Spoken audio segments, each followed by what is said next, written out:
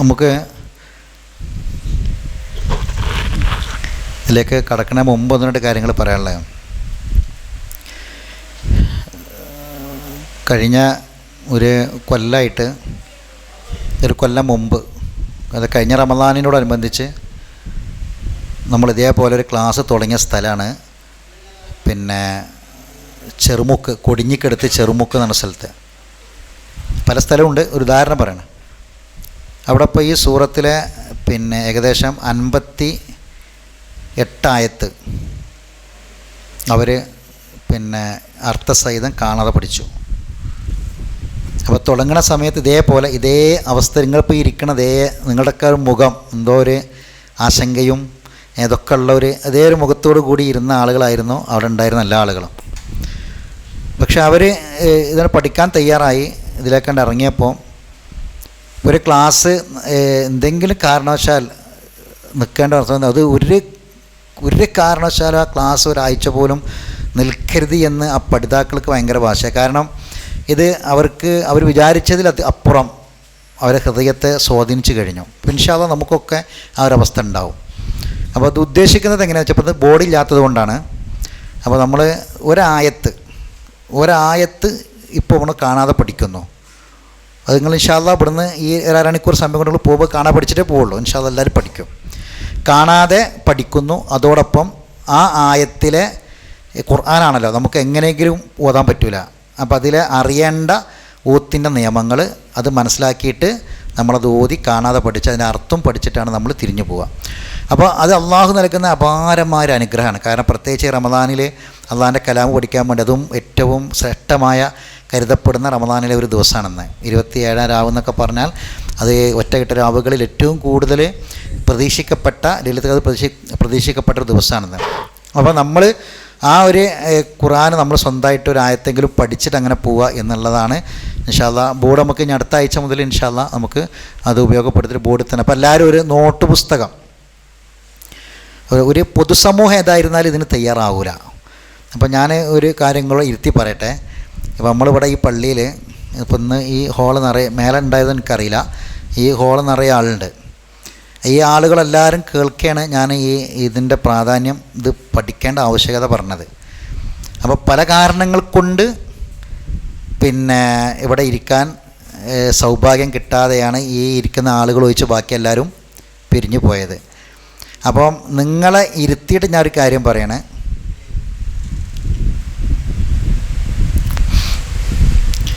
നിങ്ങളെ ഇരുത്തിയിട്ട് പറഞ്ഞൊരു കാര്യം എന്താണെന്ന് വെച്ചാൽ പിന്നെ ഇതേ ഒരു അവരാ പോയ ആളുകളെപ്പോലൊക്കെ തന്നെയാണ് നിങ്ങളും എല്ലാവരും അതേപോലെ തന്നെയാണ്.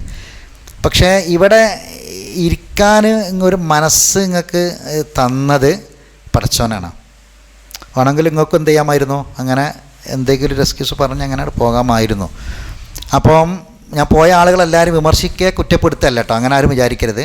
അനിവാര്യമായ കാരണങ്ങൾ കൊണ്ട് പോയ ആളുകളുണ്ടാവും. അള്ളാഹു തആല അവർക്ക് ആ കാര്യം സാധിപ്പിച്ച് കൊടുക്കട്ടെ, നമ്മൾ പറയാൻ പറ്റുള്ളൂ. അപ്പം നമ്മളിവിടെ ഇപ്പോൾ ഇരിക്കാൻ നിങ്ങൾക്ക് പടച്ചോൻ തോന്നിപ്പിച്ചത്, തൗഫീഖ് എന്നത് എൻ്റെ ഒരു കാര്യം, പടച്ചോൻ നിങ്ങളെ ഇഷ്ടപ്പെടുന്നു. പടച്ചോൻ നിങ്ങളെ ഇഷ്ടപ്പെടുന്നു ഇതിൻ്റെ തെളിവാണ്. കാരണം എന്താണെന്ന് വെച്ചാൽ അള്ളാഹു തആല ഇതെല്ലാവർക്കും കൊടുക്കൂല, എല്ലാവർക്കും തൗഫീഖ് കൊടുക്കൂല. കാരണം നമുക്ക് ഏറ്റവും, ഞാൻ എപ്പോഴും പറഞ്ഞ കാര്യമാണ്, നമുക്ക് ഏറ്റവും ഇഷ്ടം അള്ളാഹിനെയാണ്. നമ്മളെ മക്കളെക്കാൾ, നമ്മളെ കുടുംബത്തേക്കാൾ, നമ്മളെ കച്ചവട സ്ഥാപനത്തേക്കാൾ, എല്ലാറ്റിനേക്കാളും നമുക്കിഷ്ടം അള്ളാഹിനെയാണ്. പക്ഷെ അള്ളാഹ്ക്ക് നമ്മളെ ഇഷ്ടമാണോ എന്നുള്ളൊരു കാര്യം വലിയ പ്രധാനപ്പെട്ട കാര്യമാണ്. പടച്ചോന് നമ്മളെ ഇഷ്ടമാണോ എന്ന് അറിയണമല്ലോ. പടച്ചോന് നമ്മളെ ഇഷ്ടമല്ലെങ്കിൽ പിന്നെ നമ്മളെ വേറെ ആരും ഇഷ്ടപ്പെട്ടിട്ട് എന്താ കാര്യം? അപ്പോൾ പടച്ചോൻ നമ്മളെ ഇഷ്ടപ്പെടുന്നതിൻ്റെ ചില അടയാളങ്ങൾ നമുക്ക് കാണാം. പടച്ചോനെ നമ്മൾ ഇഷ്ടമാണോ എന്നുള്ളതിന് ചില അടയാളങ്ങൾ നമുക്ക് കാണാം. അതിലേറ്റവും ഒന്നാമത്തെ സ്ഥാനത്തുള്ളതാണ് അള്ളാഹിൻ്റെ കലാമിനെ ഇഷ്ടപ്പെടുക എന്ന് പറഞ്ഞത്. ഖുർആൻ അള്ളാഹിൻ്റെ കലാമാണ്. അപ്പോൾ ഞാൻ നിങ്ങൾക്ക് ഒരു ഉദാഹരണം പറഞ്ഞുതരാം. അതായത് പിന്നെ നമുക്കൊരുപാട് കൂട്ടുകാരുണ്ട്, പിന്നെ നമുക്ക് ഇഷ്ടപ്പെടുന്ന കുറേ ആൾക്കാരുണ്ട്.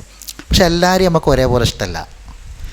അപ്പം നമ്മൾ ഒരാളെ സംസാരം നമുക്ക് ഇഷ്ടമാണ്. നമ്മളെ കൂട്ടുകാരിൽപ്പെട്ട ഒരാൾ, അയാളായിട്ട് സംസാരിക്കാനും വർത്താനം പറയാനൊക്കെ നമുക്ക് ഇഷ്ടമായിരിക്കാം. ഒരാൾ എല്ലാവരും നമുക്ക് ഇഷ്ടമാണ്. പക്ഷേ ചില ആളുകളായിട്ട് അയാളെ ഒപ്പം ഇരിക്കാനും വർത്താനം പറയാനൊക്കെ നമുക്ക് ഇഷ്ടമാണ്. അയാളെ വാക്കിനെ, കലാമിനെ നമ്മൾ ഇഷ്ടപ്പെടുന്നു. ആ കലാമിനെ നമ്മൾ അയാൾ പറഞ്ഞ് കേൾക്കാൻ എൻ്റെ വർത്തമാനം നിർത്തിക്കാന്ന് പറഞ്ഞാൽ അയാളെ വാക്ക് നമുക്ക് ഇഷ്ടമല്ല. അള്ളാഹുവിൻ്റെ കലാമിനെ നമ്മൾ ഇഷ്ടപ്പെടുമ്പോൾ മനസ്സിലാണല്ലോ, അള്ളാഹിൻ്റെ കലാമാണ് ഖുർആൻ. അപ്പോൾ ഒരാളെ കലാമാണ് സംസാരം എന്ന് പറയാം. അപ്പോൾ നമ്മളൊരാളെ വാക്ക് ഇഷ്ടപ്പെടുന്നു, ആ വാക്ക് ഇഷ്ടപ്പെടുന്നു, അയാൾ നമുക്ക് ഇഷ്ടമാണ്, അതുകൊണ്ടാണ് വാക്ക് ഇഷ്ടപ്പെടുന്നത്. ആ വാക്ക് ഇഷ്ടപ്പെടുന്നതിനനുസരിച്ചിട്ടാണ് അയാളോടുള്ള ഇഷ്ടം കൂടുക. അപ്പോൾ അള്ളാഹിൻ്റെ കലാമിനെ നമുക്ക് ഇഷ്ടമാണ്, ആ ഇഷ്ടമാണ് അള്ളാഹിനായിട്ടുള്ള ഇഷ്ടം. ആ അള്ളാഹ് നമ്മളെന്ത് ചെയ്യും? ഇഷ്ടപ്പെടും. അത് യാതൊരു സംശയം കാര്യം. അള്ളാഹിൻ്റെ കലാം പഠിക്കാൻ, അള്ളാഹിൻ്റെ വാക്ക് പഠിക്കാൻ നമ്മൾ ഇഷ്ടപ്പെടുമ്പോൾ അള്ളാഹ് നമ്മളെ ഇഷ്ടപ്പെടും. അള്ളാഹു നമ്മളെ ഇഷ്ടപ്പെട്ട് കഴിഞ്ഞാൽ പിന്നെ ഒരാൾക്കും നമ്മളെ തകർക്കാൻ പറ്റില്ല. ഒന്നിനും നമ്മളെ ഏത് പ്രതിസന്ധിക്കും നമ്മളെ പിടിച്ചു വിലക്കാൻ പറ്റില്ല. ഒരുപാട് ഭൗതിക കാരണങ്ങളുണ്ടാവും, ഒരുപാട് വിഷയങ്ങളുണ്ടാവും, പല സാമ്പത്തിക പ്രശ്നങ്ങളുണ്ടാവും, നമ്മളെ കച്ചവടത്തെ പറ്റി നമ്മളിങ്ങനെ ആലോചിക്കും. പഠിച്ചവനെ പലിശക്ക്, ഇപ്പം ഞാൻ നാളൊരു സുഹൃത്തിൽ സംസാരിച്ചപ്പോൾ പറഞ്ഞു, പലിശക്ക് ഈ വട്ടിക്കാരിൽ നിന്ന് വാങ്ങാത്ത ആൾക്കാരൊന്നും കച്ചവടക്കാരില്ല, വാങ്ങുന്നു, കൊടുക്കുന്നു, അങ്ങനെ ആക്കുന്നു. അത് ഒഴിവാക്കിക്കാണെങ്കിൽ പിന്നെ ഇങ്ങനെ കച്ചവടം നടക്കുമോ? ഇപ്പോൾ ഹറാമായ പല സാധനം വിൽക്കേണ്ടി വരുന്നുണ്ട്, അത് ഒഴിവാക്കിയാൽ എങ്ങനെ കച്ചവടം നടക്കുമോ എന്നൊക്കെ പേടിയാണ്, ആശങ്കയാണ്. അപ്പം ഇവിടെ ഈ മദ്രാസിൽ തന്നെയുള്ള ചില സുഹൃത്തുക്കൾ, ബന്ധമുള്ള സുഹൃത്തുക്കൾ, അവർ ഇതാണ് ഹൃദയത്തേക്ക് ചെന്നപ്പോൾ ചിലതൊക്കെ ഒഴിവാക്കേണ്ടി വന്നു. പക്ഷെ അത് ഒഴിവാക്കിയപ്പോൾ ഭയങ്കര ഒരു പരീക്ഷണം അവർക്കുണ്ടായി. അതായത് ഭയങ്കര ഒരു എന്താ പറയുക, ദുനിയാവിൻ്റെ കാര്യത്തിൽ വല്ലാത്തൊരു സമ്മർദ്ദം അവർക്കുണ്ടായി.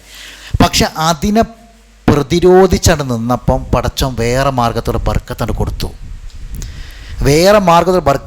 ഇവിടെ തെളിവുണ്ട്, നിങ്ങളെ മദ്രാസിൽ തെളിവുണ്ട്, എനിക്ക് പറയാൻ പറ്റും, തെളിവുണ്ട്. ഞാൻ ശരിക്ക് റുഖിയ നടത്തിയ, ശർഈയായ ഇസ്ലാമികൻ്റെ അടിസ്ഥാനത്തിൽ റുഖിയ നടത്തിയ ഒരു വ്യക്തി ഈ മദ്രാസിലുണ്ട്. അദ്ദേഹം ബിസിനസ്സുമായി ബന്ധപ്പെട്ട വിഷയത്തിൽ തന്നെയാണ്. അൽഹംദുലില്ലാഹ് ഇന്ന് അദ്ദേഹം വളരെ റാഹത്തിലാണ്, വളരെ സന്തോഷത്തിലാണ്. ഒരു പ്രയാസം അദ്ദേഹത്തിനില്ല. അദ്ദേഹത്തിൻ്റെ കച്ചവടം ഇങ്ങനെയൊക്കെ മാറി, ചില പാർട്ണർഷിപ്പൊക്കെ ഒഴിയേണ്ടി വന്നു, അങ്ങോട്ട് വേറെ ചില കച്ചവടം തുടങ്ങേണ്ടി വന്നു, അതിൽ നല്ല ലാഭം പടച്ചാൻ കൊടുത്തു. ഇപ്പം വളരെ കരഞ്ഞുകൊണ്ടാണ് കുടുംബസമേതം എൻ്റെ വീട്ടിൽ ആ വ്യക്തി വന്നത്. കുടുംബസമേതം ആ വ്യക്തി വന്നത്. ഇന്ന് അൽഹംദുലില്ലാഹ് ആ വ്യക്തി കുടുംബസമേതം സന്തോഷത്തോടെ എൻ്റെ അടുത്ത് വന്നു. ഇന്ന് അൽഹംദുലില്ലാഹ് റാഹത്താണ്. ഞാനിവിടെ നിങ്ങൾക്ക് ജീവിച്ചിരിക്കുന്ന തെളിവ് വെച്ചിട്ടാണ് ഞാൻ പറയണത്. അപ്പം അള്ളാഹു നമ്മളെ ഇഷ്ടപ്പെട്ട് കഴിഞ്ഞാൽ പിന്നെ ഒരു പ്രതിസന്ധിക്കും നമ്മളെ ഒലക്കാൻ പറ്റില്ല, നമ്മളെ മനസ്സിനെ ഒലക്കാൻ പറ്റില്ല. എന്ത് പ്രശ്നം, അപ്പം വരുമാനം കുറച്ച് കുറഞ്ഞിരിക്കുക, ഉദാഹരണം പറയാം, നമ്മളെ ഒരു ദിവസം 1000 ഉറുപ്പ്യ കിട്ടുന്നത് 900 ഉറുപ്പ്യ ആയിരിക്കുക. പക്ഷെ അത് മതിയാകും. പക്ഷെ നമ്മളെ മനസ്സിൽ അതിനിപ്പോൾ 500 കുറഞ്ഞാലും തൃപ്തിപ്പെടാനുള്ള ഹൃദയം പടച്ചവനോട് തന്നു കഴിഞ്ഞാൽ നമ്മൾ രക്ഷപ്പെട്ടു. അത് തന്നു കഴിഞ്ഞാൽ രക്ഷപ്പെട്ടു. ഇത് വളരെ പ്രധാനപ്പെട്ട ഒരു കാര്യമാണ്. പടച്ചവനോട് തരണം ആ തൃപ്തിപ്പെടാനുള്ള മനസ്സ്. ഞാനിന്ന് ആ പ്രാർത്ഥനകളെ പഠിപ്പിക്കണം എന്നാണ് വിചാരിച്ചത്. പക്ഷേ ഞാൻ ഇൻഷാ അല്ലാഹ് അത് അടുത്ത ക്ലാസ്സിലേക്ക് മാറ്റി വെക്കുകയാണ്. അപ്പോൾ ഇന്ന് നമുക്ക് ഇൻഷാ അല്ലാഹ് ഈ സൂറത്താണ് തുടങ്ങാം, ഖുർആൻ കൊണ്ട് തന്നെ ആണ് തുടങ്ങാമെന്ന് വിചാരിച്ചിട്ടാണ്, റമദാനാണല്ലോ. അപ്പോൾ അങ്ങനെ പടച്ചവൻ നമ്മൾ ഇഷ്ടപ്പെടും, അത് ഉറപ്പ്. ആ ഇഷ്ടപ്പെടുന്നതിന് അടയാളാണ് ഇപ്പോൾ നമ്മളിവിടെ ഇരുന്നത്. അപ്പോൾ അത് നമ്മൾ ശരിക്കും മനസ്സിലാക്കണം. ഇത് വേണ്ടാന്ന് വെക്കണമെന്ന് നിങ്ങൾ ചിന്തിക്കുക. പടച്ചവൻ്റെ ഇഷ്ടം നമ്മൾ ഒരിക്കലും വേണ്ടാന്ന് വെക്കരുത്. അത് അള്ളാഹിൻ്റെ കലാമ് കയ്യിലെടുക്കാൻ നമുക്കിത് തോന്നിയാൽ അത് വെറുതെ ഓതിയിട്ട് ഹത്തം തീർക്കാൻ തോന്നണതല്ല. അത് ഓരോ ഹറഫും പ്രതിഫലം തന്നെയാണ്. പക്ഷെ ഇത് പഠിക്കുക എന്ന് പറയുമ്പോൾ ആ ഖുർആനിനോട് നമ്മൾ കാണിക്കുന്ന ഒരു നീതി പുലർത്തലാണ്. അതാണ് എൻ്റെ പ്രത്യേകത. അപ്പോൾ ഇൻഷാ അല്ലാഹ് നമുക്ക് ഓരോ ആയത്ത് വീതം ഇൻഷാ അല്ലാഹ് കൂടുതൽ ഇങ്ങനെ ഇരുത്തി ബോറടിച്ചിങ്ങനെ നമുക്ക് ഉറക്കം തൂക്കുന്ന അവസ്ഥ ഒന്നും ഇതിൽ ഉണ്ടാവില്ല. കാരണം അള്ളാഹിൻ്റെ കലാം എന്ന് പറയുന്ന ഒരു മോചിസത്തല്ലേ, ആ മോചിസത്തിനൊരു സ്വാധീനമുണ്ട്. മൂസാ നബിൻ്റെ വടി പോലെ ഒരു സ്വാധീനത്തിനുണ്ട്, ഒരു പ്രത്യേകത ഉണ്ട്. അത് നമ്മളെ ജീവിതത്തിൽ നമുക്കുണ്ടാവും. ആ പടച്ചോൻ കൂടെ ഇറക്കി തരും നമുക്ക്. ഈ പടച്ചോൻ സക്കീനത്ത് ഇറക്കും എന്നൊക്കെ പറഞ്ഞാൽ എന്താ അതിൻ്റെ അർത്ഥം? പടച്ചോൻ ഒരു ആശ്വാസം നമുക്കിവിടെ ഇറക്കി തരലാണ്. ആ ആശ്വാസത്തിൽ നമുക്ക് തൃപ്തിപ്പെടാൻ മനസ്സ് നമുക്കിവിടെ കിട്ടും. അത് പടച്ചോൻ തരുന്ന ഏറ്റവും വലിയ തൗഫീഖാണ്. അത് കിട്ടാൻ നമ്മൾ ചെയ്യേണ്ടത് ഈ ഖുർആനിനെ അത് റസൂൽ പറഞ്ഞില്ലേ, ഇതിൻ്റെ ഒരറ്റം അള്ളാൻ്റെ കയ്യിലാണ്. നോക്കി നിങ്ങൾ, റസൂൽ പറഞ്ഞ വാക്ക്, ഇതിൻ്റെ ഒരറ്റം അള്ളാൻ്റെ കയ്യിലാണ്, അള്ളാൻ്റെ കയറാണ്, ഇതിൻ്റെ ഒരറ്റം അള്ളാൻ്റെ കയ്യിലാണ്, ഇത് ഇങ്ങോട്ട് തൂക്കിയിട്ട് തന്നാണ്, ഇത് നിങ്ങൾ പിടിച്ചോളി എന്നാണ് പറഞ്ഞത്. ഇത് നിങ്ങൾ മുറുകെ പിടിച്ചോളി. ഒരറ്റം അള്ളാൻ്റെ കയ്യിലാണ്, ഒരറ്റം ഇങ്ങോട്ട് തൂക്കിയത്, അത് നിങ്ങൾ മുറുകെ പിടിച്ചോളൂ. ഒരിക്കലും നിങ്ങൾക്ക് ചാഞ്ചലുണ്ടാവില്ല. അത് മുറുകെ അത് നമ്മളെ പിടിക്കുന്നിടത്തുള്ള ആ ശക്തിക്കനുസരിച്ചിട്ടാണ് നമ്മളെ അതിൻ്റെ ആ പ്രയാണം തെറ്റാതെ പോകുക എന്നർത്ഥം. ശരി, അപ്പോൾ അള്ളാഹിൻ്റെ തൗഫീഖ് കൊണ്ടാണ് നമ്മൾ മനസ്സിലാക്കുക. വളരെ സന്തോഷത്തോടെ വളരെ റാഹത്തോടെ നമ്മൾ ഇതിവിടെ ഇരിക്കുക. ഒരു 10-20 മിനിറ്റ് സമയം മാത്രം. അപ്പോൾ ഖുർആൻ നിങ്ങൾ മറിക്കുക. സൂറത്ത് സുമർ ഇത് തിരഞ്ഞെടുക്കാനുള്ള കാരണം എന്താണെന്ന് വെച്ചാൽ നമുക്കൊരു എന്താ പറയുക, ഖുർആനിൽ ആദ്യം ഇറങ്ങിയത് അൽ-ബഖറ അല്ലല്ലോ, ആണോ? അല്ല, ഇഖ്റ ബിസ്മിയാണ് അല്ലേ? അതിലൊരു യുക്തിയുണ്ട്. ഇതേപോലെ ഖുർആൻ നമ്മൾ സുമർ ആദ്യമായിട്ട് പഠിക്കാൻ തിരഞ്ഞെടുക്കുന്നതിൽ ഒരു യുക്തിയുണ്ട്. കാരണം സുമർ പ്രവാചകനിൽ നിന്ന് സ്വഹാബത്തൊക്കെ ആദ്യം കേട്ട് പഠിച്ച സൂറത്ത് കാഫാണെന്ന് കാണാം. ഇങ്ങനെ പല സൂറത്തുകളുണ്ട്. അപ്പോൾ നമ്മൾ ഇത് പഠിക്കുന്നത് എന്താ വെച്ചാൽ ഇതിൽ അഖീദയുമായി വിശ്വാസവുമായി ബന്ധപ്പെട്ട പരലോകവുമായി ബന്ധപ്പെട്ട കുറച്ച് കാര്യങ്ങളാണ് ഈ സൂറത്തിൽ പറയണത്. അപ്പോൾ ആദ്യം നമുക്ക് വേണ്ടത് വിശ്വാസം, നമ്മളെ അഖീദ വിശ്വാസം ശരിയാകണം. എന്നിട്ട് അതിൻ്റെ അടിസ്ഥാനത്തിൽ പരലോകത്തെക്കുറിച്ചുള്ള വിശ്വാസം ഉണ്ടാകണം. അപ്പോഴാണ് ബാക്കിയുള്ള കാര്യങ്ങൾ നമ്മൾ ഹൃദയത്തിലേക്ക് കടക്കുള്ളൂ. ഇതിൽ വളരെ പ്രധാനപ്പെട്ട ചില നമ്മളെ കണ്ണ് നനയിക്കുന്ന ചില ആയത്തുകളൊക്കെ ഇൻഷാ അല്ലാഹ് വരാൻ പോകുന്നുണ്ട്. സുമറിൽ മനസ്സിനെ വല്ലാതെ സ്പർശിക്കുന്ന ചില ആയത്തുകളൊക്കെ ഇത് വരാൻ പോകുന്നുണ്ട്. അപ്പോൾ അതിലേക്ക് നമ്മൾ വരുന്നതിന് മുമ്പ് നമുക്ക് അല്ലാഹു തആല നമ്മൾ ഈമാനിനെ ഉറപ്പിക്കാനാണ് ഈ ആയത്തുകൾ ഉപയോഗിക്കുന്നത്. അപ്പോൾ അതുകൊണ്ടാണ് സുമർ തിരഞ്ഞെടുത്തത്. ഇത് തിരഞ്ഞെടുക്കാനുള്ള കാരണം അതാണ്. അപ്പോൾ നമുക്ക് ഇൻഷാ അല്ലാഹ് അത് പഠിച്ചു തുടങ്ങുമ്പോൾ നമുക്കത് ബോധ്യപ്പെടും. അതുകൊണ്ട് ഞാനത് ആവർത്തിക്കുന്നില്ല. അപ്പോൾ സൂറത്ത് സുമർ എന്ന വാക്കിൻ്റെ അർത്ഥം കൂട്ടങ്ങൾ എന്നാണ്. കൂട്ടങ്ങൾ, അതായത് സമ്രത്തുൻ എന്ന വാക്കിൻ്റെ ബഹുവചനമാണ് സുമർ. നമ്മൾ നോട്ട് പുസ്തകം ഉണ്ടാകുമ്പോൾ ഇൻഷാ അല്ലാഹ് നമുക്ക് നോട്ട് ബുക്കിലേക്ക് എഴുതി പഠിക്കാനുള്ളതാണ്. അത് കൂട്ടങ്ങൾ. അത് ഇങ്ങനെ ഇത് പേര് വരാനുള്ള കാരണം, ഇപ്പോൾ ഖുർആനിൽ ഒരു സൂറത്തിന് പേര് വരാൻ പല കാരണങ്ങളുണ്ട്. ഇപ്പോൾ അൽ-ബഖറക്ക് അൽ-ബഖറ എന്ന് പറഞ്ഞാൽ പശു എന്നാണ് എല്ലാവർക്കും അറിയാം. പശു എന്ന് പേര് വരാം, പശു അധ്യായം എന്ന് പറയാനുള്ള. അപ്പോൾ ആണെങ്കിൽ പണ്ട് ഇവരൊക്കെ RSSകാരൊക്കെ ഭയങ്കരമായിട്ട് പറഞ്ഞൊരു കാര്യമാണ്, മുസ്ലിമീങ്ങളെ ഖുർആൻ തന്നെ തുടങ്ങി ഏറ്റവും വലിയ സൂറത്ത് നമ്മളെ പശുവിനെ പറ്റി പറഞ്ഞ സൂറത്താണ് എന്നൊക്കെ പറയുന്നത്. അതിനെ അറക്കണം കൊല്ലണം എന്നൊക്കെ പറഞ്ഞെന്ന് പറഞ്ഞുകൊണ്ട് ഒരു പശുവിനെ അറക്കാൻ പറഞ്ഞ സംഭവം ഉണ്ടായില്ലേ ബനൂ ഇസ്രായേൽ. അപ്പോൾ അതാണ് സൂറത്ത് ബഖറ. അപ്പോൾ ഇതിങ്ങനെ സൂറത്തിന് പേര് വരാൻ പല കാരണങ്ങളുണ്ട്. അതിൽപ്പെട്ട ഒരു കാരണം ഈ സുമർ, അതായത് ഈ സൂറത്തിൻ്റെ അവസാന ഭാഗത്ത് നമ്മളെ വിചാരണ ഒക്കെ കഴിഞ്ഞിട്ട് കൂട്ടങ്ങളായിട്ട് നരകത്തിലേക്കും സ്വർഗത്തിലേക്കും കൊണ്ടുപോകുന്ന ഒരു വളരെ ഹൃദയസ്പർക്കായ ഒരു സംഭവം പറയാൻ പോകുന്നുണ്ട്. അതിങ്ങനെ തെളിച്ചു കൊണ്ടും ചെറിയ ചെറിയ കൂട്ടങ്ങളായിട്ട് സ്വർഗത്തേക്കുള്ള ആൾക്കാരും പോവും, നരകത്തേക്കുള്ള ആൾക്കാരും പോവും. ഈ രണ്ട് കൂട്ടത്തിൻ്റെ അവസ്ഥകൾ എങ്ങനെയെന്ന് പറയുന്നുണ്ട്. നരകത്തിലേക്കും സ്വർഗത്തിലേക്കും ആളുകളെ തെളിച്ചു കൊണ്ടുപോകുന്ന അങ്ങനെ. ഇപ്പോൾ ചില ആൾക്കാർ സ്വർഗം നരകം എന്നൊക്കെ പറയുമ്പോൾ എവിടോ നടക്കാൻ പോകുന്ന എന്തോ ഒരു വിദൂരമായ കാര്യമായിട്ടല്ല. അള്ളാഹ് എന്താ പറയുന്നത് വെച്ചാൽ, ഇപ്പോൾ ഈ നമ്മളപ്പോൾ നേരെ ഇങ്ങോട്ട് തെറ്റിപ്പോൾ സൂര്യൻ. ഈ സൂര്യൻ എന്ന് പറഞ്ഞാൽ നമ്മൾ കുട്ടികൾ പഠിച്ച പോലെ നമ്മൾ ഈ ജീവിക്കണ ഭൂമി 565 ഭൂമിനെ ഉൾക്കൊള്ളാൻ വലിപ്പമുണ്ട് സൂര്യൻ. നമ്മൾ ഈ താമസിക്കുന്ന ഭൂമിൻ്റെ ഇതേപോലുള്ളൊരു 565 ഭൂമിനെ സൂര്യനിൽ കൊണ്ടുപോയേക്കുക. അത്രയും വലിപ്പമുണ്ട് സൂര്യൻ. നക്ഷത്രമാണ്, അതിൻ്റെ അകലം കൊണ്ടാണ് അതങ്ങനെ തോന്നുന്നത്. ഈ സൂര്യൻ കത്താണ്, തീക്കട്ടയാണ്, കത്തിജ്വലിക്കുകയാണ്. ഇത് നമ്മൾ ജനിച്ച മുതലുണ്ട്, പണ്ട് മുതലേ ഇവിടെ ഉണ്ട്. ഈ ഒരു രാജ്യക്കാർ ഇന്നേ വരെ സൂര്യൻ ഞങ്ങൾ തന്നെ പറഞ്ഞിട്ടില്ല, ഒരാളും അതിനെപ്പറ്റി പറഞ്ഞിട്ടില്ല. അപ്പോൾ അള്ളാഹ് പറഞ്ഞു, ഈ സൂര്യൻ ഇങ്ങനെ എന്നും നിങ്ങളെ തലയിൽ കൂടെ മുകളിൽ കൂടെ ഇങ്ങനെ ഉദിച്ചിട്ട് അസ്തമിക്കുകയാണ്. ഈ സൂര്യൻ സത്യമാണെങ്കിൽ നരകം സത്യമാണ്, ഉണ്ട്, നരകം ഉണ്ട്, ഇപ്പം ഉണ്ട്. ഉഇദ്ദത്തിൽ കാഫിരിൻ, തയ്യാറാക്കപ്പെട്ടിരിക്കുന്നു എന്നാണ് പറഞ്ഞത്. വജീഅ യൗമ ഇദിൻ ബി ജഹന്നം, നരകത്തെ കൊണ്ടുവരും. ആകാശഭൂമിയേക്കാൾ വിശാലമായ സ്വർഗം, ആ സ്വർഗത്തിൽ നിങ്ങൾ അധ്വാനിക്കണം. ഉഇദ്ദത്തിൽ മുത്തഖീങ്ങൾക്ക് തയ്യാറാക്കപ്പെട്ടിട്ടുണ്ട് എന്ന് പറഞ്ഞത്, തയ്യാറാണ്. അപ്പോൾ ഈ പ്രപഞ്ചത്തിനെ പറ്റി പഠിക്കുമ്പോൾ ഇപ്പോഴും നോക്കി നിങ്ങൾ, ഈ ഉത്തരാർദ്ധഗോളത്തിൽ തെക്കോട്ടും ദക്ഷിണാർദ്ധഗോളത്തിൽ വലത്തോട്ടും കാറ്റ് തിരിയാണ്. നമ്മളെ സയൻസ് ആരാണ് അറിയില്ല. ഭൂമിൻ്റെ കാന്തിക ബലം അത് ഉള്ളിലാണോ പുറത്താണോ അറിയില്ല, എപ്പോഴും അറിയില്ല. ചില ഏരിയകളിലൂടെ വിമാന സർവീസ് ഇല്ല. ചില ഏരിയകളിലേക്ക് വിമാനം തെറ്റിപ്പോയാൽ, അങ്ങനെ റഡാർ സംവിധാനമൊക്കെ അതാണ്, തെറ്റിപ്പോയാൽ വലിയ ഗർത്തത്തിലേക്ക് അത് വലിച്ചു കൊണ്ടുവന്ന് പറഞ്ഞത്. വലിയ ഗർത്തത്തിലേക്ക് വലിച്ചു കൊണ്ടുപോയിട്ട് പിന്നെ അത് രക്ഷപ്പെടാൻ കഴിയാത്ത വിധം. അപ്പോൾ പല വിമാനങ്ങളും ഇപ്പോൾ ഈ വിമാനം കണ്ടുപിടിച്ച ശേഷം എത്രയോ ആയിരക്കണക്കിന് വിമാനങ്ങൾ അപകടത്തിൽപ്പെട്ടു, നൂറുകണക്കിന് വിമാനങ്ങൾ കാണാതായി. എന്താണെന്ന് എവിടെയൊക്കെ പോയി നിന്നവരെ അറിയില്ല.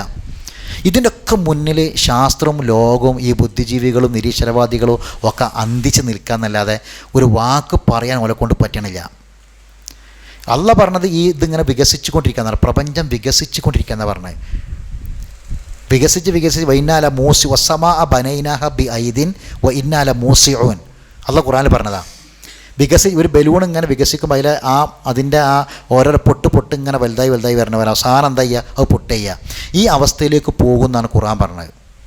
അപ്പം സ്വർഗവും നരകമൊക്കെ ഉണ്ട്, അത് ഉറപ്പാണ്, ഒരു സംശയക്കാര്യത്തിലില്ല. അപ്പോൾ പടച്ചോൻ ഈ ഭൂമിക്ക് ഉള്ള തകർച്ചകൾ ഇതാ സുൽജാലൊക്കെ എല്ലാവർക്കും അറിയാം, ആയത്തൊക്കെ മനസ്സിലാക്കിയാൽ മതി. ഇതൊക്കെ തകർന്ന് ദുഃഖത്തെ കല്ല ഇതാ ദുഃഖത്തിൽ ദക്ക പൊടിയായി എല്ലാം കഴിഞ്ഞ് പർവ്വതങ്ങളൊക്കെ പോയി. ഇതൊക്കെ കഴിഞ്ഞിട്ട് പിന്നെ അള്ളാഹു തആല മനുഷ്യന്മാരെ ഭൂമിയിൽ പടച്ച മനുഷ്യന്മാർ, അത് നമ്മൾ വിചാരിക്കേണ്ട കൊടാനുകൂടുന്നൊക്കെ പറയുമ്പം പടച്ചോനെ സംബന്ധിച്ച് വളരെ കുറച്ചേ ഉള്ളൂ, കുറഞ്ഞൊരു വിഭാഗം. മനുഷ്യന്മാരെന്ന് പറഞ്ഞാൽ ഈ ഭൂമിയിലെ ജീവജാലങ്ങളും ജന്തുക്കളും ഇതിലും കൂടി അപേക്ഷിച്ച് നോക്കുമ്പോൾ മനുഷ്യന്മാരെന്ന് പറഞ്ഞാൽ വളരെ കുറച്ചേ ഉള്ളൂ, കൂടുതലൊന്നുമില്ല. അപ്പോൾ പടച്ചോൻ അതിന് വേണ്ടി തയ്യാറാക്കി സ്വർഗവും നരകവും തയ്യാറാക്കി വെച്ചിട്ടുണ്ട്. അപ്പോൾ അതിലേക്ക് ഇങ്ങനെ ആളുകളെ വിചാരണയ്ക്ക് ശേഷം തെളിച്ച് കൊണ്ടുപോകുന്ന വസീഖല്ലദീന തഖൗ ഇലൽ ജന്നത്തി സുമറ, സ്വർഗത്തിലേക്ക് തെളിച്ചുകൊണ്ടുപോകും, നരകത്തിലേക്ക്. ആ സുമർ എന്നുള്ള വാക്കാണ് ഈ സൂറത്തിന് വന്നത്. കൂട്ടങ്ങൾ, അത് സ്വർഗത്തിലേക്കും നരകത്തിലേക്കും തെളിച്ചു കൊണ്ടുപോകുന്ന കൂട്ടങ്ങളെപ്പറ്റി പറയുന്നു. അതാണെന്ത് സുമർ. അപ്പോൾ സുമർ എന്ന വാക്കിൻ്റെ അർത്ഥം എന്താണ്? കൂട്ടങ്ങൾ എന്നാണ്. അപ്പോൾ ഈ പേര് കിട്ടാൻ കാരണം ഈ സൂറത്തിൻ്റെ അവസാന ഭാഗത്ത് ഇങ്ങനെ കൂട്ടങ്ങളായി സ്വർഗത്തിലേക്കും നരകത്തിലേക്കും ജനങ്ങളെ തെളിച്ചു കൊണ്ടുപോകുന്ന സംഭവം പറയുന്നുണ്ട്. അതുകൊണ്ടാണ് ആ സംഭവത്തിൽ നിന്നാണ് ഈ സൂറത്തിന് ആ പേര് കിട്ടിയത്. ഇപ്പോൾ ഖുർആനിലെ 39-ാമത്തെ അധ്യായമാണ്. ഖുർആനിലെ 39-ാമത്തെ അധ്യായമാണ് സൂറത്ത് സുമർ. അതുകൊണ്ട് മനസ്സിലാക്കുക. ഇനി ഞാൻ നിങ്ങൾ അത് നിങ്ങൾ ഓതണം കേട്ടോ, അത് പഠിക്കണം. നമുക്ക് നോക്കാം. അഊദു ബില്ലാഹി മിനശ് ശൈത്വാനിർ റജീം. ബിസ്മില്ലാഹിർ റഹ്മാനിർ റഹീം. തൻസീലുൽ കിതാബി മിനല്ലാഹിൽ അസീസിൽ ഹകീം.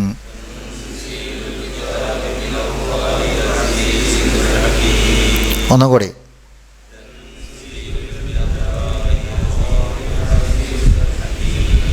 ഒന്നുകൂടി.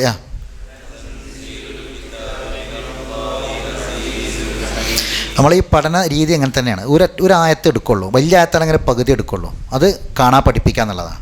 കാണാതെ പഠിച്ചിട്ട് അതിൻ്റെ അർത്ഥം പഠിക്കുക, അപ്പോൾ ഹൃദയത്തിൽ നിൽക്കുള്ളൂ. അപ്പോൾ ഒരു 5 വട്ടം നമ്മൾ 10 വട്ടം ചൊല്ലിയിട്ട് പഠിക്കേണ്ടത് ഖുർആനായതൊരു 5 വട്ടം മതിയാവും. കാരണം പഠിച്ചവൻ്റെ ഒരു സഹായം നമുക്കുണ്ടാവും. നമ്മൾ ചാനലൊക്കെ പഠിച്ചിട്ട് മുഴ എടുക്കുന്നതാണല്ലോ, പഠിച്ച നമുക്ക് സഹായിക്കും.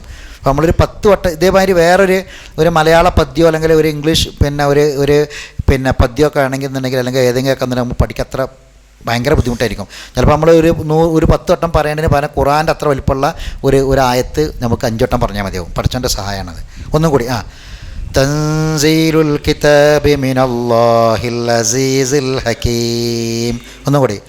തൻസീലുൽ കിതാബി മിനല്ലാഹിൽ അസീസിൽ ഹകീം. ഒന്നും കൂടി. ഇതിൽ ഓത്തിൻ്റെ ഒരൊറ്റ നിയമം മാത്രം പറയാം. അതായത് തൻസീൽ എന്നുള്ള വാക്ക് നോക്കുക. തായിന് ശേഷം വന്ന അക്ഷരം ഏതാ ഖുർആനിൽ? നൂനാണ്. ആ നൂനിന് ഫതഹാണോ കസ്റാണോ ലമ്മാണോ സുക്കൂനാണോ?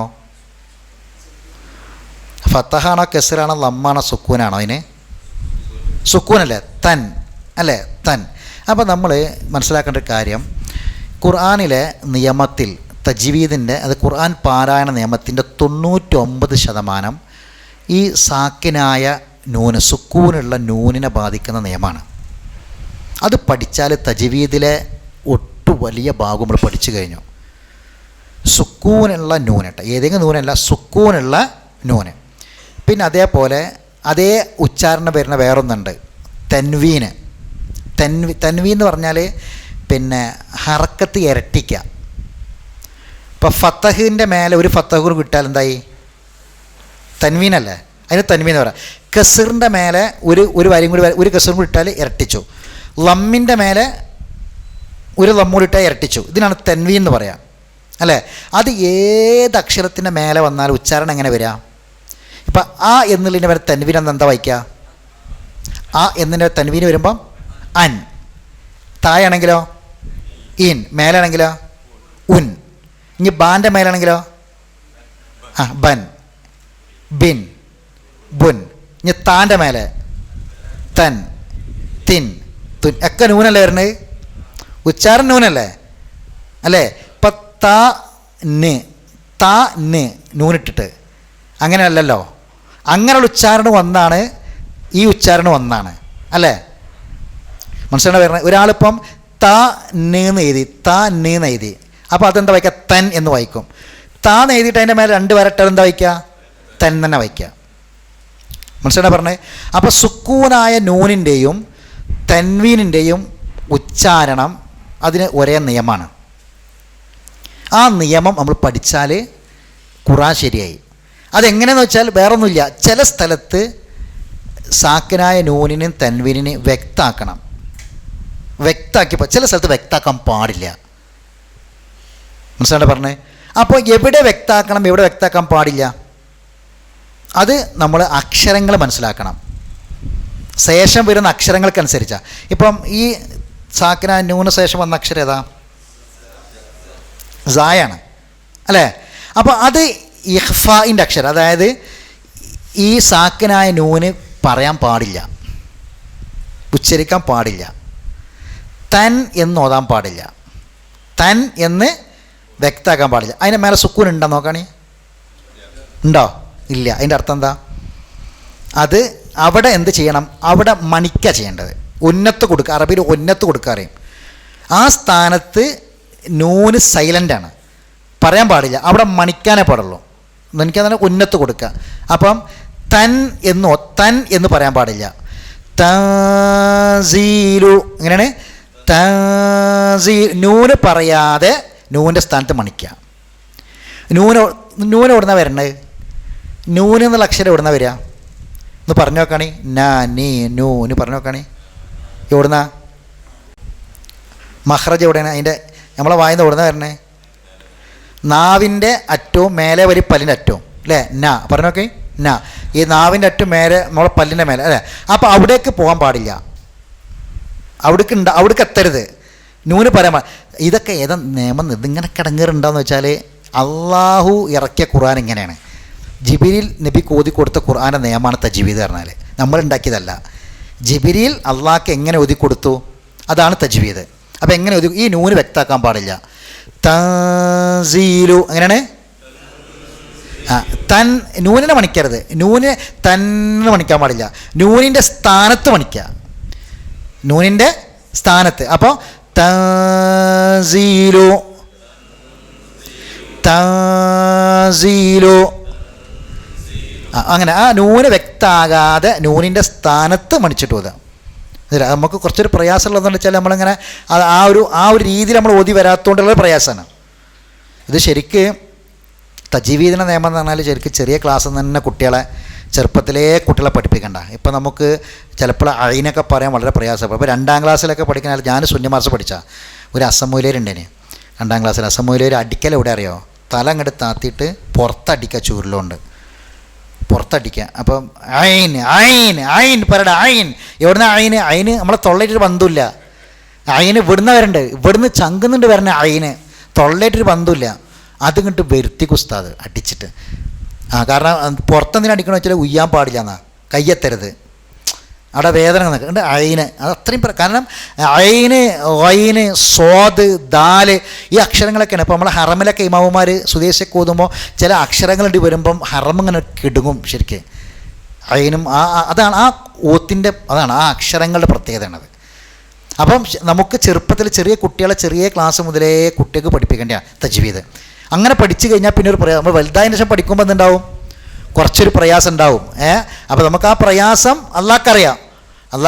അപ്പോൾ നമ്മൾ പിന്നെ കുറച്ച് താമസിച്ചു, എന്നാലും പടച്ചോൻ നമുക്കിത് ഇപ്പം നമ്മളെ തലയിൽ കയറിയല്ലോ, പടച്ചോൻ നമ്മളെ കബൂൽ ചെയ്യും.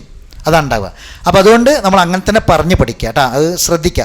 അപ്പോൾ ഇനി നമ്മൾ ഈ ഖുർആൻ എവിടെ ഓതുമ്പോഴും, ഇപ്പോൾ ഖുർആൻ റമദാൻ നമ്മൾ സാക്കിനായ നൂന് വരുമ്പോൾ നിർത്തുക, സുക്കൂനുള്ള നൂന് വരുമ്പോൾ നിർത്തുക.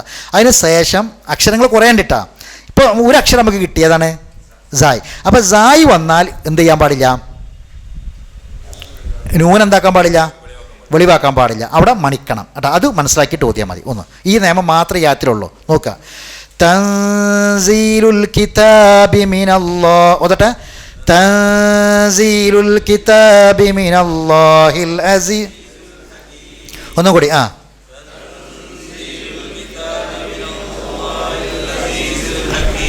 കാണാതെ.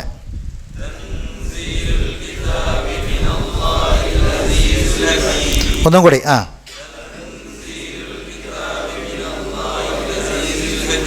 ഒന്നും കൂടി.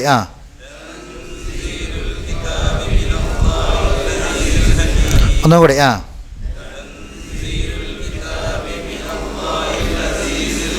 നമ്മൾ എത്ര വട്ടം ഓതിയാലും ഒരു കുഴപ്പം സംഭവിക്കില്ല കേട്ടോ. കാരണം ഓരോ അക്ഷരങ്ങളും ഒരു ഇപ്പം ഇതിൽ എത്ര കെലിമത്തുണ്ട്, പദങ്ങളുണ്ട്.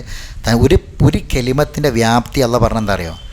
7 സമുദ്രങ്ങളും അതേപോലെ 7 കൊണ്ടുവന്നാലും മഷിയാക്കി എഴുതിയാലും തീരുക. ഒരു കെലിമത്തിൻ്റെ വ്യാപ്തി അല്ല പറഞ്ഞത്. നമുക്ക് പഠിക്കുമ്പോൾ ഒക്കെ ബോധ്യപ്പെടും, ശരിക്കും ബോധ്യപ്പെടും ആ പറഞ്ഞ എന്താണെന്നൊക്കെ. അപ്പം അത്രയുമാണ് നമുക്ക്. എത്ര ഇപ്പോൾ ഈ റോദിന് എത്ര കൂലി അറിയങ്ങൾ? ഇതിപ്പോൾ എത്ര സമ്പാദിച്ചത്? ഇന്നേതാ ദിവസം, ഏതേതാ മാസം? അതൊക്കെ കഴിഞ്ഞാൽ പടച്ചോൻ്റെ കലാമ് കണക്കില്ലാത്ത പ്രതിഫലം പഠിച്ചു തരുന്ന കാര്യം. അപ്പോൾ എത്ര വട്ടം നമ്മൾ ആവർത്തിച്ചാലും അതത്രയും നമ്മളെ തിന്മകൾ മായ്ക്കുകയും നമ്മളെ നന്മയുടെ ഭാഗത്ത് കനങ്ങനെ കൂടുകയും ചെയ്യുക. ഒരു പ്രയാസം ആർക്കും വേണ്ട. ഒരു വട്ടം കൂടുതൽ ഓതാൻ കഴിഞ്ഞാൽ അത്രയും സന്തോഷം, അത്രയും പ്രതിഫലം കൂടും. ഒന്നും കൂടി. തൻസീലുൽ കിതാബി മിനല്ലാഹ്.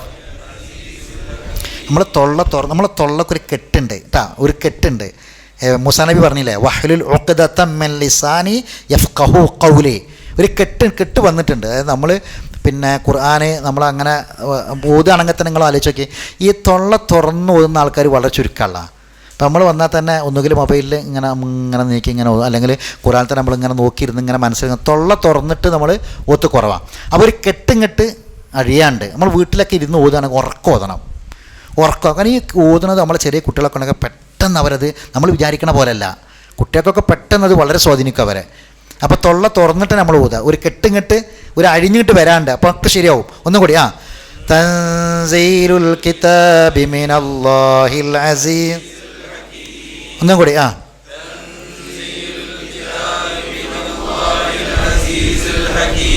ഒന്നും കൂടി.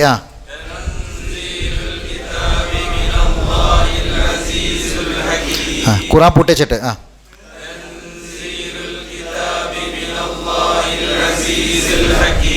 ഒന്നും കൂടി.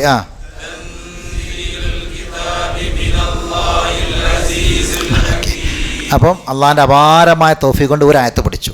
ഇൻഷാ അല്ലാഹ് ഇങ്ങനെ ഓരോ ആയത്ത് നമ്മൾ പഠിച്ച് ഇൻഷാ അല്ലാഹ് സൂറത്ത് സുമർ അവസാനിക്കുന്ന ദിവസം അള്ളാഹു തആല നമുക്ക് ആരോഗ്യ ആഫിയത്തും ഈ സംവിധാനമൊക്കെ നിലനിർത്തി തരികയാണെങ്കിൽ നമുക്ക് ഒരു വല്ലാത്ത സന്തോഷം ഉണ്ടാവും നമുക്ക്. കാരണം അത് അങ്ങനെ തന്നെയാണ്, നമ്മൾ ആരും വിചാരിക്കേണ്ട. അപ്പം മറ്റവിടെ നമ്മളെ മൂന്നിയൂർ ആ പള്ളിയിൽ ഇമാമക്കുന്നൊരു കാസിമാക്കാന്ന് പറഞ്ഞ ആളുടെ നിങ്ങൾ കണ്ടിട്ടുണ്ടാവും. നാടനാ മൂപ്പര് ആദ്യമായിട്ട് എൻ്റെ ക്ലാസ്സിൽ വന്നത് പരപ്പനങ്ങാടിയിൽ അന്വേഷിച്ച് പിടിച്ച് വന്നതാണ്. കൊല്ലങ്ങൾ അന്ന് ആറാഫ പഠിപ്പിച്ചിരുന്നത്. അപ്പം മൂപ്പര് ഈ ഒരു യുക്തിവാദി നിരീശ്വരവാദിക്കാന് അവരവിടെ മാർക്സിസ്റ്റ് പാർട്ടിൻ്റെ ഒരു കീഴിലുള്ളൊരു ഓട്ടും കമ്പനി ഉണ്ട് പുത്തിരിക്കൽ എന്ന സ്ഥലത്ത്. അവിടെ ഒരു തൊഴിലാളിയായിരുന്നു. അങ്ങനെ മുമ്പ് സ്കൂളിൽ മാസമൊന്നും പോയിട്ടില്ല. പിന്നെ കുറേ കാലം ഇവിടെ ചെന്നൈയിൽ ഹാർബറിൽ കുറേ കാലം വർക്ക് എടുത്തിട്ടുണ്ട്, കൊച്ചിയിലും. അപ്പോൾ ഇംഗ്ലീഷ് നല്ലോണം പറയും. ഈ ഇംഗ്ലീഷുമായിട്ട് ബന്ധപ്പെട്ട് അങ്ങനെ വർത്തമാനം പറയാൻ പറ്റും, പക്ഷേ ഒന്നും എഴുതാനും വായിക്കാനൊന്നും പറയാറില്ല. അങ്ങനെ വന്നു, ആദ്യമായിട്ട് ക്ലാസ്സിൽ അന്ന് വരുമ്പോൾ മൂപ്പർക്ക് ഒരു ഏകദേശം 58-60 വയസ്സിൻ്റെ അടുത്തുണ്ട് ആദ്യമായിട്ട് ക്ലാസ്സിൽ വരുമ്പോൾ. അങ്ങനെ വന്ന് അവിടെ ആഴ്ചയിൽ ക്ലാസ്സാണ്. സൂറത്ത് സുമറിൽ ഓരോ ആയത്തും കാണാൻ പഠിപ്പിക്കും, അർത്ഥം പഠിപ്പിക്കും. അങ്ങനെ ഒരു 2-3 കൊല്ലം മൂപ്പര് കഴിഞ്ഞതിന് ശേഷം മൂപ്പര ഈ കമ്പനിയിൽ നിന്ന് പുറത്താക്കി. പിന്നെ മൂപ്പര് നേരെ പോയത് പള്ളിക്കൽ ഇമാമക്കാനാണ്. പള്ളിക്കൽ ഇമാമും നോക്കും, ഹുത്തിബും പറയും, ആയത്തൊതിയിട്ട് അർത്ഥം ആറാഫ് സൂറത്ത് ഒതിയിട്ട് അർത്ഥം പറഞ്ഞ് പ്രസംഗിക്കും, ക്ലാസ് എടുക്കും. ഒന്നും അറിയാത്തൊരു മനുഷ്യൻ പടച്ചോൻ കൊടുത്ത തൗഫീഖാ. ആയത്ത് സൂറത്ത് ആറാഫ് മുഴുവനും കാണാപ്പാടായി. എത്രാമത്തെ വയസ്സാലോചിക്കണം നിങ്ങൾ. ചർമ്മങ്കലത്തെ മൂപ്പര സ്ഥലം, പരപ്പനങ്ങാടി ചർമ്മങ്കലത്ത് കാസിംബായി എന്ന് പറയും, കാസിമാക്കാന്ന് പറയും. വയസ്സായ ഒരാളാണ്, ഒരു നാടൻ, കണ്ടാൽ തന്നെ അറിയണം. പടച്ചോൻ കൊടുക്കുന്ന തൗഫീഖാണ്. അപ്പം നമുക്ക് ഇതൊന്നൊരു പ്രയാസമല്ല. പടച്ചോൻ്റെ സഹായം വന്നാൽ നമുക്ക് വയസ്സോ പ്രായോ ഒന്നൊരു പ്രശ്നമുള്ള കാര്യമല്ല. ഇൻഷാ അല്ലാഹ് നമുക്ക് പഠിക്കാൻ പറ്റും. ഒന്നും കൂടി. തൻസീലുൽ കിതാബി മിനല്ലാഹിൽ കാണാതെ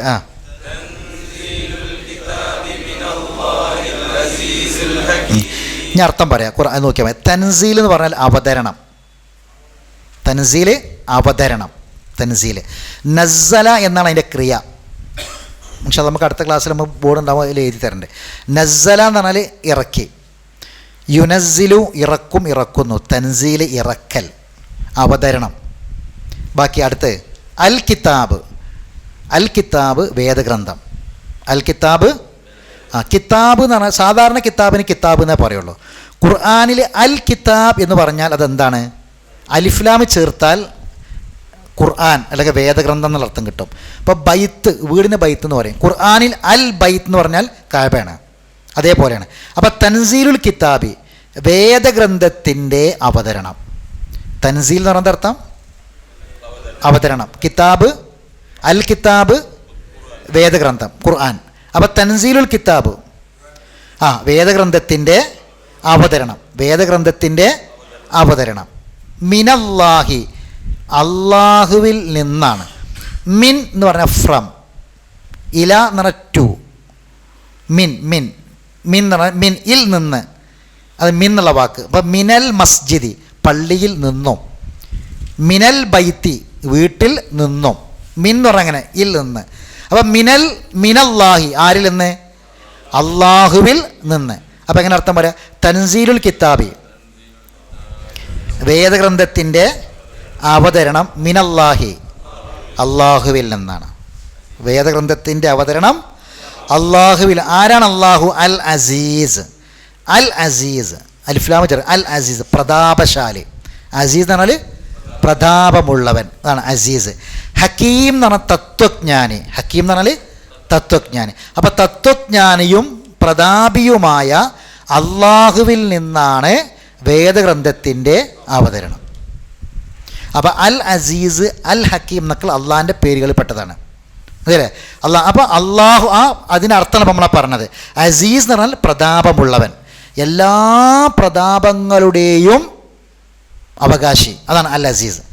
ഹക്കീം എന്ന് പറഞ്ഞാൽ ഏത് തത്വം ആര് പറഞ്ഞാലും ആത്യന്തികമായ തത്വം ആരത് മാത്രമാണ്? അള്ളാഹിൻ്റെ മാത്രം. അതാണ് അൽ ഹക്കീം എന്ന് പറഞ്ഞാൽ. അപ്പോൾ അൽ അസീസ് എന്ന് പറഞ്ഞ അർത്ഥം അൽ അസീസ് പ്രതാപി, അൽ ഹക്കീം തത്വജ്ഞാനി. അപ്പോൾ ഇവിടെ നിന്നാണ് അർത്ഥം പറഞ്ഞാൽ മതി. പറഞ്ഞു നോക്കി. തത്വജ്ഞാനിയും പ്രതാപിയുമായ അള്ളാഹുവിൽ നിന്നാണ് വേദഗ്രന്ഥത്തിൻ്റെ അവതരണം. അപ്പം സെൻറ്റൻസ് ശരിയാവും. ഇവിടുന്ന് അങ്ങോട്ട് അർത്ഥം പറയാം. അപ്പോൾ അറബി സെൻറ്റൻസ് ശരിയാവും. ഒന്നുകൂടി പറയാം. തൻസീൽ അർത്ഥം പറയാം. തൻസീൽ അവതരണം. അൽ കിതാബ് വേദഗ്രന്ഥം. വേദഗ്രന്ഥം മിനല്ലാഹി അള്ളാഹുവിൽ നിന്ന്.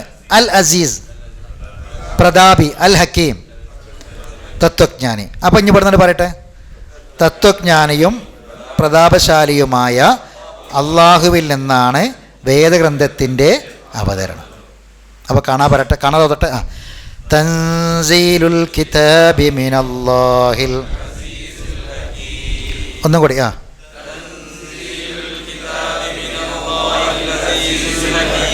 ഒന്നും കൂടി.